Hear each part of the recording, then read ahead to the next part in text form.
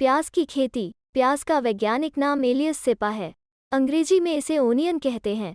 प्याज का उपयोग कई रूपों में किया जाता है। मसाले के रूप में, आयुर्वेदिक औषधि के रूप में, भोजन के स्वाद के रूप में, आंखों की रोशनी बढ़ाने के लिए कीटनाशक के रूप में। प्याज में विटामिन सी और आयरन बहुत अधिक मात्रा में पाया जाता है। जलवायु। प्याज को किसी भी जलवायु में उगाया जा सकता है, लेकिन प्याज की फसल के लिए सबसे अच्छी जलवायु वो है जो न ज़्यादा गर्म हो।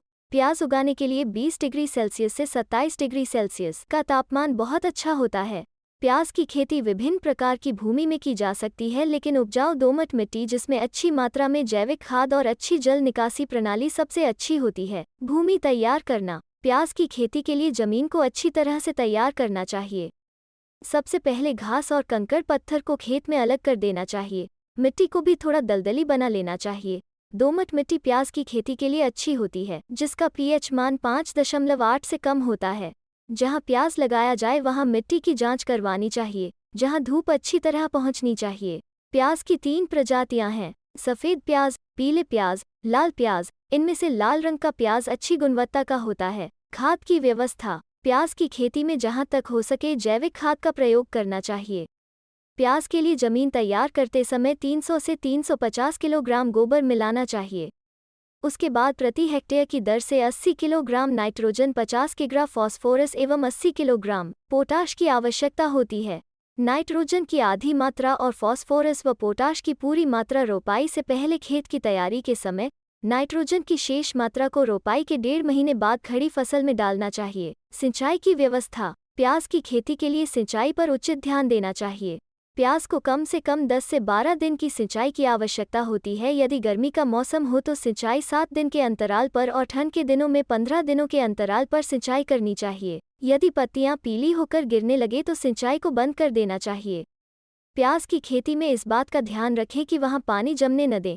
अगर ज़्यादा पानी जमा हो जाएगा तो वो प्याज जड़ से सड़ने लगेगा। खरपतवार नियंत्रण। अच्छी उपज के लिए खरपतवार और खरपतवार हानिकारक होते हैं। इन पर नियंत्रण जरूरी है। नियंत्रण के लिए 2 किलो वैसलीन का छिड़काव प्रति हेक्टेयर भूमि में करना चाहिए। फिर इसे 45 दिनों के लिए छोड़ देना चाहिए। चौड़ी पत्ती वाले खरपतवारों को नियंत्रित करने के लिए रोपाई के 20 से 25 दिन बाद 800 लीटर पानी 2.5 किलो टेरोनिन प्रति हेक्टेयर की दर से छिड़काव करें। कीट और रोग निवारक। प्याज की खेती को बेहतर बनाने के लिए समय समय पर कीट पतंगों और बीमारियों की रोकथाम भी जरूरी है।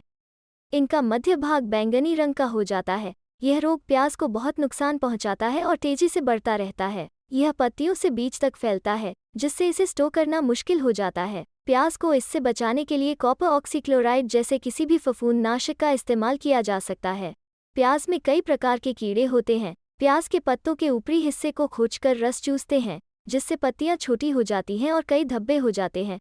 उन्हें बचाने के लिए किसी भी कीटनाशक दवा का इस्तेमाल करना चाहिए। खुदाई का समय। जब प्याज का सारा काम हो जाए तो आखिर में प्याज की खुदाई का काम हो जाता है। जैसे ही प्याज तैयार हो जाता है, पौधे सूख कर गिर जाते हैं, तो समझ लेना चाहिए कि प्याज खुदाई के लिए तैयार है। इसके बाद प्याज को मिट्टी से निकाल लें। प्याज निकालते समय इस बात का ध्यान रखना चाहिए कि वो कटी न हो।